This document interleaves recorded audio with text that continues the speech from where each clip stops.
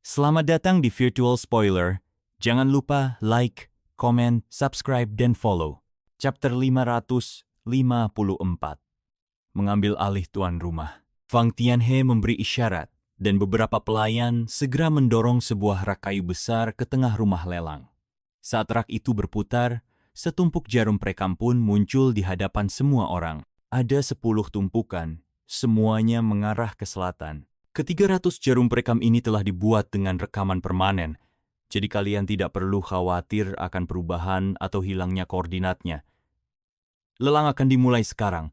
Total ada 30 set, masing-masing terdiri dari 10 jarum. Harga awal setiap set adalah 100 juta batu primordial tingkat medial, dengan kenaikan minimal 10 juta batu primordial tingkat medial.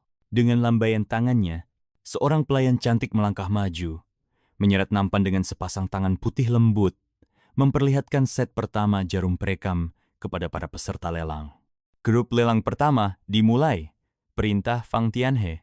Sialan, 100 juta hanya untuk satu set? Kenapa kalian tidak sekalian mati saja? Begitu harga diumumkan, banyak orang langsung mengutuk. Tidak semua orang memiliki kekayaan seperti Yung Xiao, yang bisa menghamburkan miliaran dengan mudah. Mayoritas seniman bela diri masih berada di tingkat di mana mereka hanya memiliki puluhan ribu, ratusan ribu, atau paling banyak beberapa juta batu primordial sebagai dana cair. Harga setinggi itu secara langsung menyingkirkan mereka yang kurang beruntung dari persaingan. Suasana pun dipenuhi dengan suara keluhan dan sumpah serapah. Fang Tianhe hanya mendengus dingin. Sumber kristal emas api selatan adalah harta langka.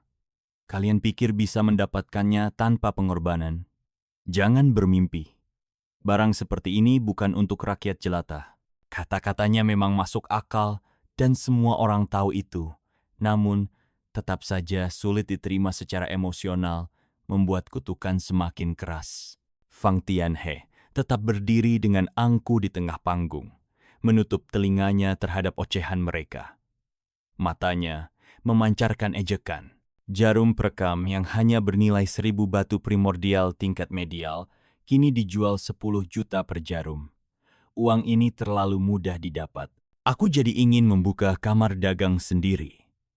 Xiao Minghui berkomentar dengan nada santai, tapi matanya tetap tajam dan penuh perhitungan. Tan Dijun mengangguk. Itu baru harga awal. Aku ingin tahu berapa harga akhirnya nanti. Kamar dagang Thunderwind memang licik. Tidak hanya menggunakan orang lain untuk membuka jalan bagi mereka, tapi mereka juga meraup keuntungan besar tanpa risiko apapun. Tiba-tiba, Yung Xiao tersenyum tipis. Aku punya ide. Aku bisa membuat mereka tidak menjual satu jarum pun. Oh? Semua orang menatapnya dengan penuh rasa ingin tahu. Mo Huayuan bahkan bertanya, "Apa yang kau rencanakan?" "Aku butuh kerja sama Master Sekte Tan," kata Yung Xiao santai. Tan Dijun tak sepenuhnya mengerti maksudnya, tapi tetap mengangguk. Jika itu bisa membuat kamar dagang Thunderwind mengalami kerugian, dia tak akan ragu bekerja sama, bahkan jika harus membunuh mereka sekalipun. Saat itu, Yung Xiao menarik napas dalam, lalu menghembuskan seteguk esensi vital. Suaranya bergema di seluruh aula lelang seperti guntur yang menggelegar. Sekte Biduk menganggap harga ini terlalu tinggi. Karena ini adalah sumber daya yang berasal dari tanah tak bertuan di kota Nanhuo, maka seharusnya menjadi milik semua orang. Kamar dagang Thunderwind dan kamar dagang Sky Crane telah berani menjual properti publik demi keuntungan mereka sendiri. Oleh karena itu, ke-300 jarum ini harus diberikan sebagai tanda permintaan maaf kepada semua pihak. Mengenai hukuman bagi mereka, akan kita tentukan setelah tambang dibuka. Apa? Saat suara ini bergema, seluruh aula seketika terdiam sebelum meledak dalam keterkejutan. Bahkan Tan Dijun dan para anggota Sekte Biduk yang berada di ruangan itu langsung menatap Yung Xiao dengan penuh keterkejutan. "Berani sekali kau menggunakan nama Sekte Biduk untuk menimbulkan masalah." Seorang tetua maju dengan wajah merah padam, suaranya penuh amarah. "Kau jelas ingin menyeret kami ke dalam perang dengan kamar dagang." Ekspresi Tan Dijun juga menggelap. Setelah Yung Xiao mengucapkan kata-kata itu, dia tidak bisa menariknya kembali tanpa kehilangan muka dan tampak seperti pengecut. Namun, jika dia mengakui pernyataan itu, artinya dia menyatakan perang terbuka. Jangan panik, Yung Xiao terkekeh ringan. Sekte Biduk kini berada di puncak kekuatannya. Mari kita lihat bagaimana kamar dagang Thunderwind bereaksi. Reaksi? Tetua itu membentak marah. Apa yang bisa mereka selain langsung menyerbu dan membantai kita semua? Yung Xiao menatapnya dingin. Diamlah. Ini adalah keputusan wakil ketua sektemu, bukan tempatmu untuk membuat keributan. Kau, dasar bocah lancang. Tetua itu sangat marah hingga tubuhnya bergetar. Jika bukan karena tempat ini bukan arena pertempuran, dia pasti sudah maju dan menampar Yung Xiao sampai mati. Tan Dijun menarik napas dalam dan mengangkat tangannya untuk menghentikan si tetua. Aku serahkan ini padamu, tapi jika engkau membuat kekacauan, jangan salahkan aku jika kita berseberangan. Yung Xiao tersenyum tipis tanpa mengatakan apa-apa. Pada saat ini, Sekte Biduk telah memiliki seorang kaisar bela diri, menjadikan mereka seperti matahari yang bersinar terang di langit. Dia tahu betul bahwa bagi dunia kultivasi, setiap orang di bawah tingkat Kaisar Qi dari 9 langit hanyalah semut. Meskipun banyak orang mungkin tidak menyadari hal ini, kamar dagang Thunderwind pasti mengetahuinya. Oleh karena itu, tidak peduli seberapa besar tekanan yang mereka hadapi, mereka tidak akan gegabah menyerang Sekte Biduk tanpa pertimbangan matang. Tidak semua orang seaneh Yung Xiao yang berani menantang bahaya tanpa rasa takut. Mereka hanya akan bergerak jika markas mereka mengirim seorang kaisar bela diri. Teriakan Yung Xiao tadi membuat seluruh aula sunyi untuk sesaat. Fang Tianhe dan orang-orang kamar dagang Thunderwind di belakang layar membelalakan mata mereka. Sudah bertahun-tahun sejak provokasi terang-terangan seperti ini terjadi setelah perang antara dua kekuatan besar berakhir. Untuk sesaat, mereka benar-benar tercengang, tidak tahu bagaimana harus merespons.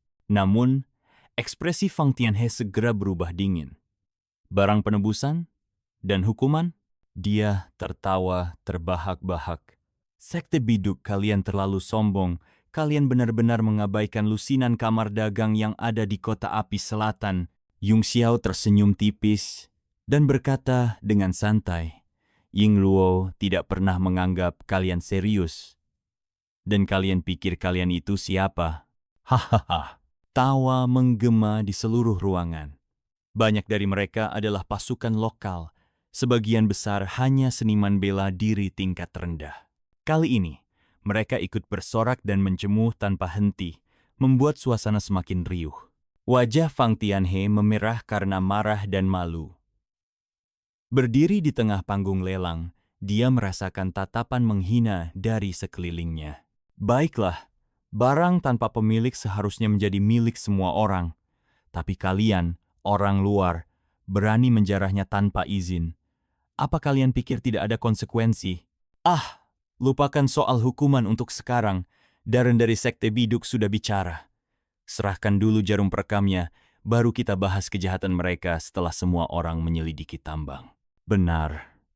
Tuan Sekte Biduk benar. Benar, bijaksana. Dia pantas menjadi pemimpin kota api selatan. Aku setuju. Kamar dagang harus menyerahkan jarum perekam. Kita akan menunggu keputusannya. Suara dukungan terdengar satu persatu. Awalnya, hanya beberapa seniman bela diri tak dikenal yang berteriak, tapi tak lama kemudian, suara mereka berubah menjadi gelombang sorakan yang membahana. Mereka semua merasa bahwa kamar dagang telah bertindak semena-mena, melanggar kepentingan bersama, dan kini menuntut pertanggungjawaban. Fang Tianhe mengertakkan gigi, wajahnya semakin gelap. Lalu dia meraung, Bagus, bagus, bagus. Sekte Biduk, kalian benar-benar luar biasa. Jika kalian memilih untuk mengkhianati kami, maka jangan salahkan kami. Berani sekali kau bicara seperti itu. Sebuah suara tegas tiba-tiba memotong ucapannya. Sosok buram melintas di udara, dan dalam sekejap, seorang pria berdiri di atas panggung lelang. Itu adalah Gao Lin. Matanya tajam, wajahnya tampak penuh amarah. Meskipun ada sedikit kepanikan yang tersembunyi dalam tatapannya. Kata-kata Fang Tianhe barusan terdengar seperti ancaman perang. Dan hal itu cukup membuat Gao Lin, yang sejak tadi berada di belakang layar, tidak bisa duduk diam lagi. Dia buru-buru melangkah maju dan menyela. Bukan hanya untuk menenangkan situasi, tetapi juga untuk menjaga wajahnya sendiri. Sama seperti yang dipikirkan Yung Xiao sebelumnya, Fang Tianhe terlalu lemah. Dia tidak pernah berinteraksi langsung dengan Martial Supreme, jadi dia tidak mengerti betapa menakutkannya eksistensi itu. Namun, Gao Lin berbeda.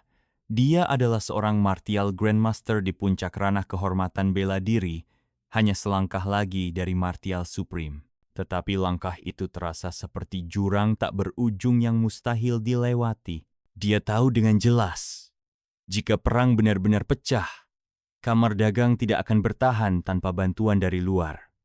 Oleh karena itu, dia tidak bisa menyembunyikan kegelisahannya. Jika semua ini adalah provokasi yang disengaja oleh Zhang Linghua, maka situasi di Kota Api Selatan akan berubah menjadi bencana besar. Begitu Gao Lin muncul, dia langsung mempertanyakan siapa dalang di balik semua ini. Jika ini hanyalah tindakan ceroboh dari beberapa anggota sekte biduk yang gegabah, maka tidak ada yang perlu dikhawatirkan. Sementara itu, teriakan para prajurit lemah yang menuntut keadilan sama sekali tidak digubris oleh Gao Lin. Selama sekte biduk memiliki sikap yang jelas, gerombolan tak berarti ini bisa dibereskan dalam hitungan menit. Yung Xiao segera menangkap maksud di balik pertanyaan Gao Lin dan tersenyum tipis. Sekte biduk membutuhkanmu untuk mengajari mereka cara bersikap, Qianlin. Apa engkau juga ingin memberitahu pemimpin sekte Zhang bagaimana cara menjalankan sektenya? Ekspresi Gao Lin berubah. Meskipun dia ingin menegaskan dominasi, dia tidak berani mengatakannya terang-terangan. Dengan suara dingin, dia berkata, "Siapa engkau sebenarnya? Apa yang engkau coba lakukan dengan menghancurkan hubungan antara kamar dagang dan pasukan lokal?" Yung Xiao terkekeh. Hancurkan hubungan? Justru kamar dagang angin petir kalian yang merusaknya lebih dulu. Kalian menjarah sumber daya bersama untuk keuntungan pribadi. Lalu sekarang malah ingin meminta uang dari orang-orang untuk sesuatu yang seharusnya menjadi milik semua orang. Sungguh memalukan. Tanya saja mereka di sini, di pihak mana hati mereka berada, kamar dagang kalian atau sekte biduk. Sekte biduk, sekte biduk, sekte biduk. Sorakan menggema di seluruh aula. Semakin banyak orang bergabung, suara mereka semakin lantang hingga mengguncang langit-langit gedung lelang. Gao Lin dan Fang Tianhe berdiri di tengah panggung, wajah mereka semakin kelam. Di tengah kekacauan itu, Fang Tianhe mengirim pesan rahasia ke Gao Lin. Presiden Qian, situasinya buruk. Sekte biduk bertindak terlalu agresif. Kita tidak boleh menunjukkan kelemahan, atau kita akan semakin sulit mendapatkan pijakan di masa depan. Gao Lin menatapnya tajam dan membalas dengan suara dingin, "Kau pikir aku butuh kau untuk memberitahuku itu? Tapi seberapa kuat kita bisa melawan? Ada seorang martial emperor di pihak mereka. Dia bisa membunuh kita dalam sekejap dengan satu serangan telapak tangan." Zhang Linghua, Fang Tianhe tercengang sejenak sebelum bertanya, "Bisakah kita segera menghubungi markas dan meminta mereka mengirim ahli untuk menyingkirkannya?" Gao Lin menggelengkan kepalanya sedikit. Saat ini, kedua pertemuan besar sudah dekat. Para ahli dari markas tersebar di seluruh untuk mengamankan wilayah mereka. Tidak ada yang punya waktu untuk datang ke tempat kecil seperti Kota Api Selatan. Bagaimanapun juga, kita harus bertahan untuk sementara waktu. Selama posisi kamar dagang Thunderwind tetap stabil, saatnya kita menyingkirkan sampah-sampah ini. Untuk sekarang, kita harus bertahan. Wajah Fang Tianhe sedikit berubah. Gao Lin berbicara seperti ini. Apakah dia benar-benar takut? Dia mengertakkan gigi dan menatap tajam ke arah tirai kamar pribadi, seolah ingin menembusnya dengan pandangan dan melihat siapa dalang di balik semua ini. Sementara itu, di dalam ruangan pribadi, Yung Xiao berdiri tenang. Dia menekan dua jarinya di antara alis, dan ruang di sekitarnya bergetar halus. Dalam sekejap, sosoknya menghilang tanpa suara, seolah angin menyapu bayangan. Pada saat berikutnya, dia sudah berdiri di rak pajangan, tangannya terulur mengambil satu set jarum perekam. Tidak ada satupun yang melihat bagaimana dia muncul. Semua orang hanya menyadari kehadirannya setelah jarum perekam itu berpindah tangan. Suasana hening seketika. Wajah-wajah di kerumunan berubah drastis. Mata mereka melebar dalam keterkejutan, dan beberapa bahkan mundur tanpa sadar. Gao Lin dan Fang Tianhe pun terpana. Mereka berseru serempak, "Kau,